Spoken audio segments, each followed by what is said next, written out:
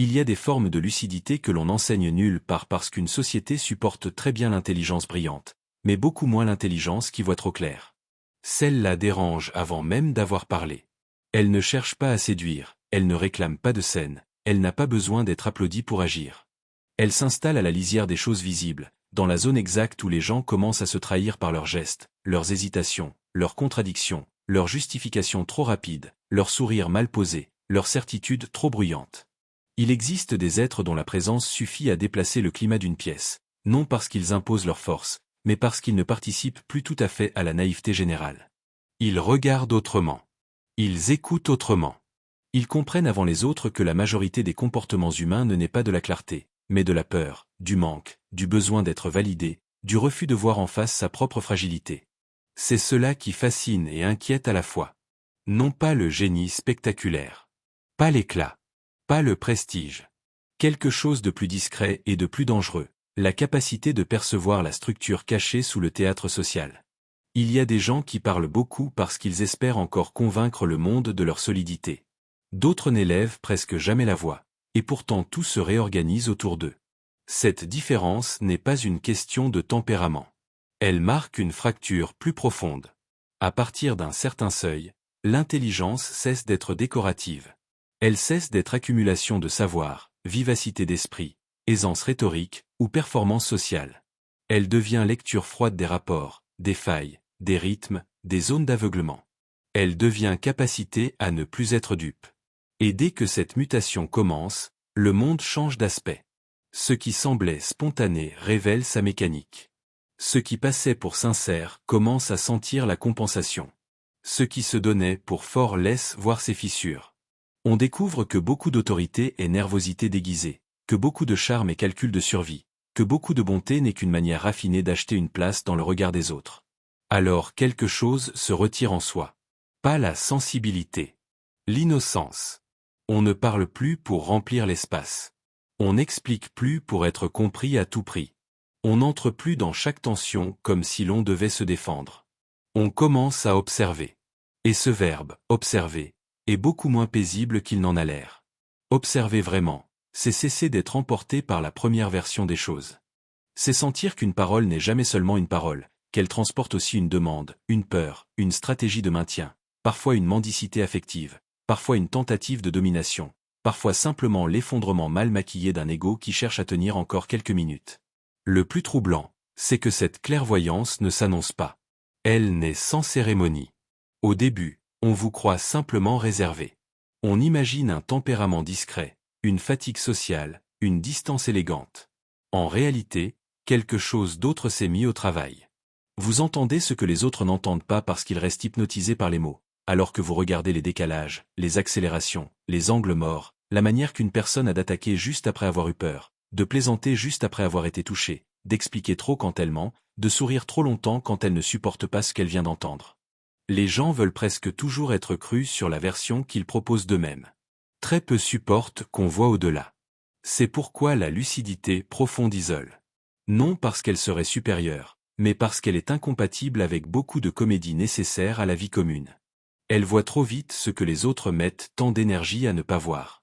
Et cette vitesse intérieure finit par changer le rapport au monde. On cesse d'attendre de la société qu'elle dise la vérité sur elle-même. On comprend que les structures humaines ne sont pas organisées autour de la vérité, mais autour de la continuité. Les gens défendent moins ce qui est juste que ce qui leur permet de continuer à se supporter. Ils protègent moins le réel que leur récit. Ils se battent moins pour des idées que pour la survie de l'image à laquelle ils se sont attachés. À partir de là, on ne regarde plus les conflits de la même manière. Beaucoup de disputes deviennent transparentes. Beaucoup d'indignations perdent leur éclat. Beaucoup de certitudes sonnent creux. On perçoit autre chose, le besoin d'avoir raison pour ne pas s'écrouler, le besoin d'être vu pour ne pas disparaître, le besoin de dominer verbalement pour éviter de sentir sa propre petitesse. Alors oui, il existe une forme d'intelligence qui ne s'apprend pas dans les livres, ou plus exactement qui ne devient réelle qu'à partir du moment où le savoir cesse d'être abstrait et commence à se déposer dans le regard. Cette intelligence n'a rien de propre. Elle ne rend pas meilleure. Elle rend plus lucide. Et la lucidité, lorsqu'elle devient continue, enlève au monde une grande part de son innocence apparente. On commence à sentir que le bruit protège les gens contre eux-mêmes. Qu'ils parlent, affichent, surjouent, réclament, justifient, s'agitent, non parce qu'ils sont puissants, mais parce qu'ils redoutent le silence qui les remettrait face à leur vacuité ou à leur douleur. Dès lors, le silence change de nature. Il n'est plus simplement absence de mots. Il devient un test, presque une radiographie. Certains s'y tiennent très bien. Beaucoup s'y révèlent. Il suffit parfois de ne pas répondre tout de suite pour voir l'autre accélérer, se contredire, trop dévoiler, corriger sa version, remplir lui-même le vide qu'il ne supporte pas. Non parce qu'il y aurait une technique merveilleuse dans le silence, mais parce qu'il est le lieu où les structures fragiles se montrent sans décor. Ce n'est pas encore du pouvoir. C'est déjà une séparation. Une sortie hors de la crédulité spontanée. Mais ce déplacement intérieur a un prix. Dès que vous cessez de participer naïvement au vacarme, vous découvrez que les relations humaines sont beaucoup moins innocentes que ce que l'on raconte à l'âge des principes. Il ne s'agit pas de cynisme facile. Il s'agit d'une précision plus rude. Toute relation contient de l'échange, bien sûr, mais aussi de l'attente, de la dette symbolique, de la tentative plus ou moins voilée de modeler l'autre, de l'utiliser comme miroir, abri, preuve, remède ou instrument. Les êtres veulent être aimés, oui, mais ils veulent aussi être rassurés, confirmés, centralisés. Ils veulent accéder à vous autant qu'ils veulent vous rencontrer. Ils veulent être reconnus tels qu'ils se présentent, alors même qu'ils ignorent souvent eux-mêmes ce qu'ils sont en train de chercher chez vous. C'est là qu'une intelligence plus sombre commence à se former, non comme désir de détruire, mais comme refus de se laisser absorber par les besoins non examinés d'autrui. On comprend peu à peu que l'on peut passer sa vie à répondre aux émotions des autres, à calmer leurs angoisses, à traduire leurs contradictions, à porter la part d'inconscience qu'ils ne veulent pas traiter eux-mêmes. Beaucoup appellent cela amour, loyauté, générosité, disponibilité. Parfois c'en est. Très souvent, c'est juste une économie émotionnelle déséquilibrée où l'un devient le réceptacle silencieux de ce que l'autre ne supporte pas de regarder. Alors quelque chose se durcit. Pas nécessairement le cœur. Les frontières.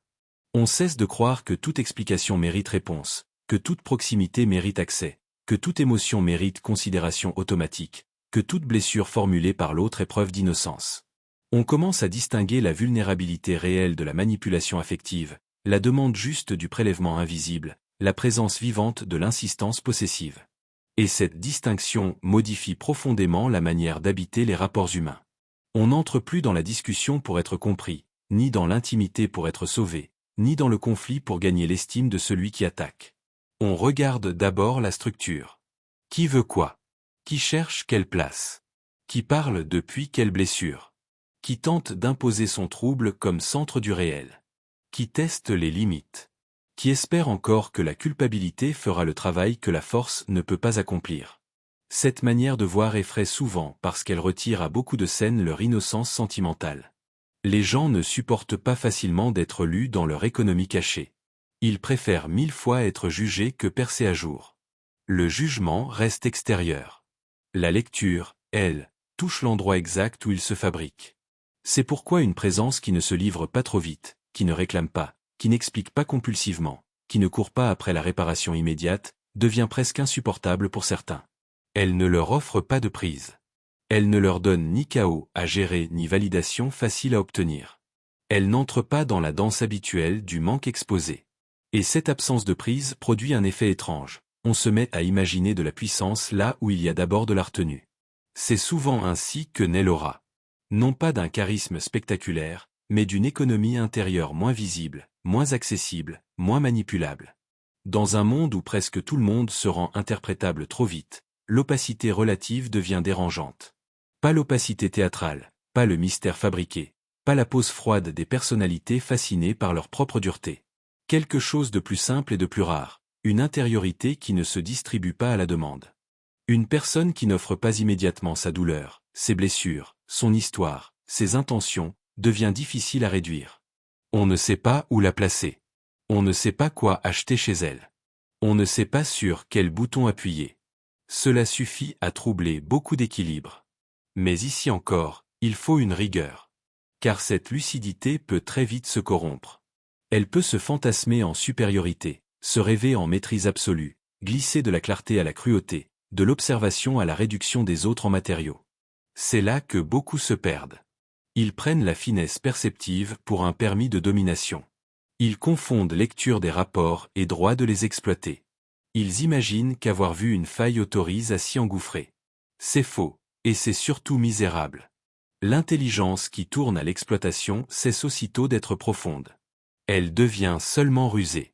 La ruse peut gagner à court terme. Elle stérilise l'être à long terme. Car celui qui ne voit les autres qu'en fonction de leur utilité, de leur fragilité ou de leur maniabilité finit par appauvrir sa propre perception. Il ne voit plus le monde. Il ne voit plus que des leviers. Et il se condamne à une forme inférieure de puissance, nerveuse, méfiante, sans élévation véritable. La vraie difficulté est ailleurs.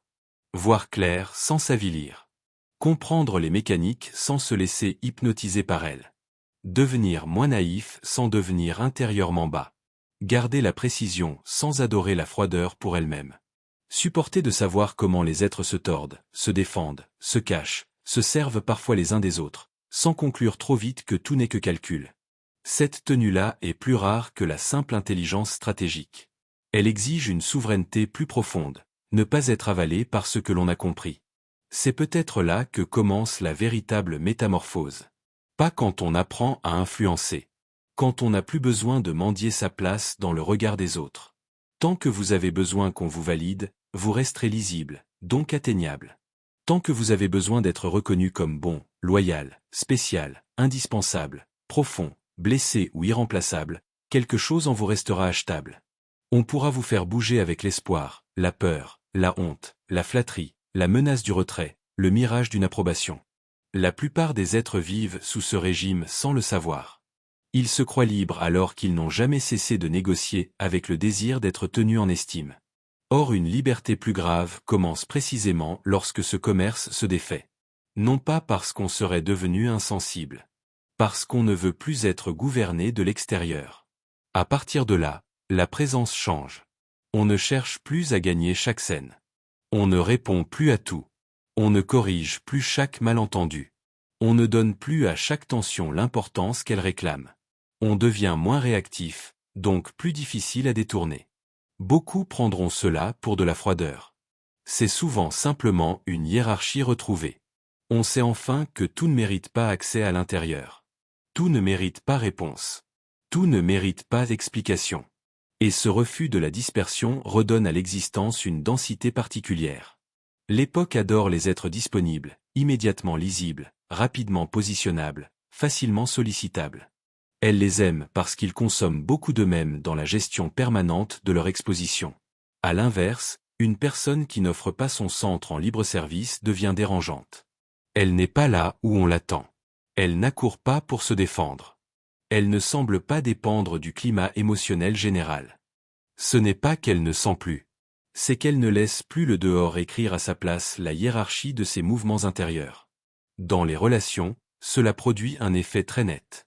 Ceux qui vivaient de leur capacité à provoquer, aspirer, culpabiliser, séduire ou déstabiliser sentent très vite qu'une telle personne leur échappe.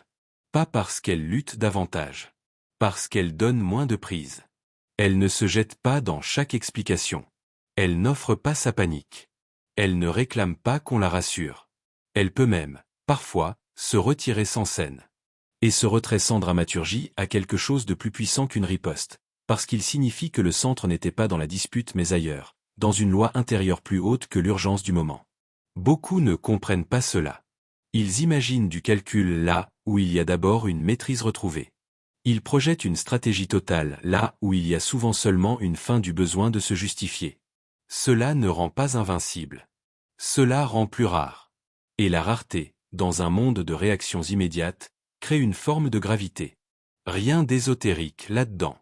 Seulement ceci, ce qui ne s'offre pas trop vite échappe plus longtemps à l'usure, à la réduction, à l'instrumentalisation. Il faut alors dire une chose essentielle. La véritable force silencieuse n'est pas celle qui humilie, manipule ou efface les autres avec jouissance. C'est une caricature pauvre du pouvoir. La véritable force silencieuse est celle qui sait voir, choisir ses distances, ne pas se trahir pour appartenir, et ne pas remettre sa vie intérieure entre les mains du vacarme collectif. Elle n'éprouve plus le besoin infantile de triompher de tout le monde. Elle a déjà quitté une arène plus primitive, celle où l'on se battait encore pour être validé. Ce départ change tout. On devient moins impressionnable, moins achetable, moins prévisible. Non parce qu'on a cultivé la peur chez les autres, mais parce qu'on a cessé d'être gouverné par eux. C'est une différence décisive. La majorité des êtres veulent encore être aimés ou redoutés. Il existe une troisième voie, plus austère et plus haute, être simplement impossible à posséder intérieurement. À partir de là, la perception s'approfondit encore. On entre dans une pièce et l'on sent immédiatement où se tient la nervosité, où la domination surjouée compense un effondrement, où le besoin d'être admiré déforme les phrases, où la fausse bienveillance cherche une dette future. Mais on n'est plus obligé de répondre à tout cela. On n'est même plus obligé d'en faire un drame. Voire n'impose pas toujours d'agir. Souvent, la lucidité la plus forte consiste justement à ne pas entrer dans ce qui cherche à vous aspirer. Refuser certaines scènes. Laisser certains mécanismes tourner sans vous. Ne pas donner son énergie à ce qui n'existe que pour en capter. C'est peut-être là l'ultime raffinement de cette intelligence sombre. Elle n'aime plus assez le jeu pour s'y perdre. Elle comprend les règles, mais elle sait aussi quand sortir de la partie. Elle n'aspire ni au trône ni à l'applaudissement. Elle veut seulement ne plus être dupe, et ne plus être prise. C'est moins spectaculaire que les fantasmes de domination. C'est infiniment plus difficile. Car cela exige une discipline continue du regard, du silence, de la distance, de l'ego lui-même. Il faut résister à la tentation de prouver qu'on a compris. Résister à la jouissance de percer les autres à jour.